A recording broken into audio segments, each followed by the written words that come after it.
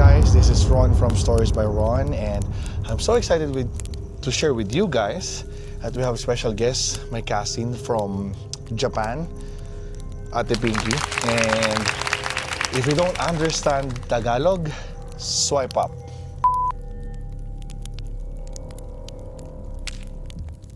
So sa ating unang storya, ito ay galing sa Boiling Waters na Facebook page. Nagsishare sila doon ng mga iba't ibang storya at mga confession. So simulan natin sa storyang ito. Ang title niya, ang sabi niya doon sa naka-highlight is, honestly, nasa kanya na lahat. Loyalty, mabait, marunong sa bahay, etc. Except pera. I don't know if this sounds greedy. So, hi, by the way, I'm 28 years old, female. So, anong magandang pangalan niya? Magbigay kayo ng pangalan. Chrissy. Chrissy, okay. So, Chrissy. si Chrissy is 28 years old. Okay. Tapos magbigay ka naman ng pangalan ng lalaki. Humpy. Humpy. Chrissy and Humpy. Okay, so si Chrissy is 20 years old, female, and si Humpy is 29-year-old male.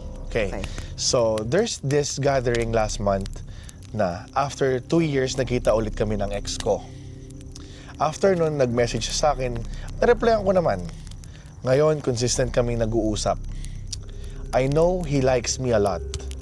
Kahit noong kami pa, I can feel na he loves me more than I do. He is so loyal to me, but that time kasi wala siyang stable work, more on racket. Kaya yung gastos namin noon, sadly, ako ang sumasagot. He returns it in act of service way. Hatid sundo, pinagluluto niya ako, lagi niya ako sinasamahan kung saan-saan. Pero, syempre, hindi naman kami mabubuhay sa ganon at pagmamahal lang. Yun ang sinasabi ko sa kanya noon. Now, ngayong nag-uusap kami, may work na siya at nakakapag-provide na din for his family. Last night, during our conversation, na-open niya sa akin na hirap at kinakapos pa rin siya dahil sa kanya, pinapasagot ng pamilya niya ang bayarin sa bahay. Kahit na hindi naman ganun kalaki sahod niya. May time din na hindi na lang siya kumakain after work. Bukod sa pagod na, mas pinipili niya na lang din na kumain to save. In short, hirap pa rin and he's thinking of having family in the future. Like how this guy, honestly, nasa kanya na lahat, loyalty, mabait, marunong sa bahay, etc. except pera. I don't know if this sounds greedy or what. Valid ba to? Yun ang tanong niya. So, gusto mo magsimula? Kasi, for me, greedy means, sino siya? Yung si Chrissy. Oo. Siguro hindi naman din. Okay. Na mag-expect siya, no? Kasi yun yung yun yung hinahanap niya eh. So, okay. Kaya lang, nasa tao yun eh. Hindi natin pwede. Ako Oo. in my own opinion. Oo. Depende kasi yun eh. Oo.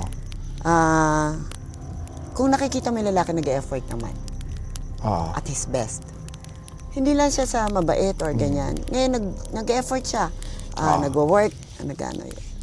At his best, ginagawa niya. Yung talaga magagawa niya. Hindi natin pwede kasing i-compare na may ibang taong ganito or ano. As long as nakita ko siguro na nag-effort siya. And Okay mabait na. naman. Sa kanya daw lahat eh. Oo. Pera lang daw wala talaga. Oo. Kung wala siyang pera, then try to work out together. Alam mo yun? That's a good point. Oo. Teamwork kasi yun Yes, teamwork yun eh. Ang relationship kasi, Yeah. alam mo naman sa Filipino na Lahat nandun na tulong. yung na ang lalaki is yun talagang magpo-provide. Pero nowadays, in this generation, hindi na eh. Kasi napakahirap ng mabuhay. Totoo Nang naman. isa lang. Yeah. Hindi ka makaka-survive ng isa lang magpo-provide. Kailangan help. Yeah. Kahit kung yung naman, si Humpy, mabait or doon okay na, di ba? Sa financial naman, kung nakikita mo nag-effort siya, hindi niya na kasalanan yun, di ba? And pwede niyo naman pagtulungan yun. Okay. Lahat naman nag-start sa ganun, eventually. Pwede naman silang from kapos sa kapos, support niya, malay mo, di ba, ma-discover din ni Humpy na magkaroon pa siya ng inspiration na mag-try pa. Diba? Exactly. Kasi minsan, ang success ng ano talaga nasa babae rin. Kung paano niya supportahan. Every successful man, behind the man is a woman. Diba? Yeah. So, Kaya, okay. Pero hindi siya greedy. So talaga nasa pag-usap yun. Yeah. Magalagay ko ng 3 points para mas valid naman yung sinabi nyo. And tama yung sinabi nyo rin na, na hindi lang to laban ng isa. Laban yung dalawa to. Pero lagay ko lang yung pinpoint. Yung greedy sasagutin ko sa huli para exciting.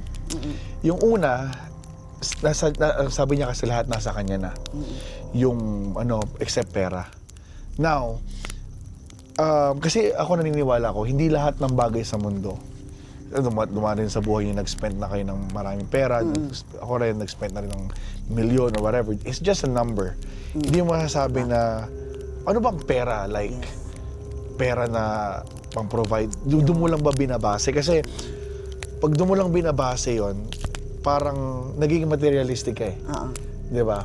So, kung look for positive things about this guy, na loyal naman siya kasi gusto mo may pera pero binubugbog ka. Di ba? Gusto mo bang may pera ka pero kung murahin ka mula ulo hanggang paa, di ba? We need to balance things. Hindi lahat ng pagkakataon pera. Pero don't get me wrong, money is important. Pangalawa, I think hindi sila mag-asawa. So hayaan mo yung guy na magsuporta sa family niya. Karapatan niya yan. Yes. Di ba? Ngayon, pag nag-asawa na kayo, kung mag-aasawa na kayo, ibang usapan na yon. Kailangan nyo na mag-set. And gusto ko lang i-open up din na kami mag-asawa, yung misis ko is, isa kami ng account eh. Pera niya, pera ko, pera ko, pera niya, pera niya. So, pera mo, pera niya. Oo. Pera niya, So, pera yan. niya. Oh, yes. So, lahat napupunta lang talaga sa lahat sa kanya. So, ibig sabihin ko lang, yung sa amin, may isa kaming pera eh. Decision namin yun eh. So, ano tawag ito? Tulungan. Tulungan mo siya na to succeed yung yung goal niya. Yes. Dun sa magiging, sa part. Kasi kung nakikita mo lang ganun, huwag kang ma-disappoint na siya lang kasi parang pera na lang kulang. Kung yung perang yun ang i-fulfill mo sa kanya. Mag-business kayo, mag-isip kayo ng mga idea na pwede nyong gawin. Marami eh. So, pangatlo, yung gusto mong, tatanong mo kung greedy ka ba, I'm gonna say yes. Kasi kung hindi ka greedy, sa lahat ng nakita mong positive things sa kanya, yan nga yun eh. bakit mo i-mention pa rin na pera na lang yung kulang? Pera na lang yung... Kaya babalik sa question number 1 is, pera na lang ba lahat ng... Yes. Pera na lang ba lahat ng sagot? So, ang nagiging greedy ka na, plus materialistic ka na. Remember, relationship is partnership, teamwork. So, kung may kulang siya, tulungan mo. Kung may kulang ka, tulungan ka niya. Yun lang guys. So, I hope you like our 5th episode ng Tagalog Stories by Ron, and we have special guest Ate Pinky. And if you want to follow for more, if you want to send your story, don't forget to email us at dreamcapture@az.com. And kung gusto nyo rin akong i-follow sa ibang social media, I have YouTube channel, Instagram, TikTok, and Facebook. If umabot ka sa video na to, sa point ng video na to, comment mo naman kung anong tigasaan ka para alam ko kung ano yung nare-reach ng video ko, kung umabot ba to sa Japan, Philippines, or whatever. So, just comment down below. And thank you for supporting Stories by Ron. And see you in the next episode.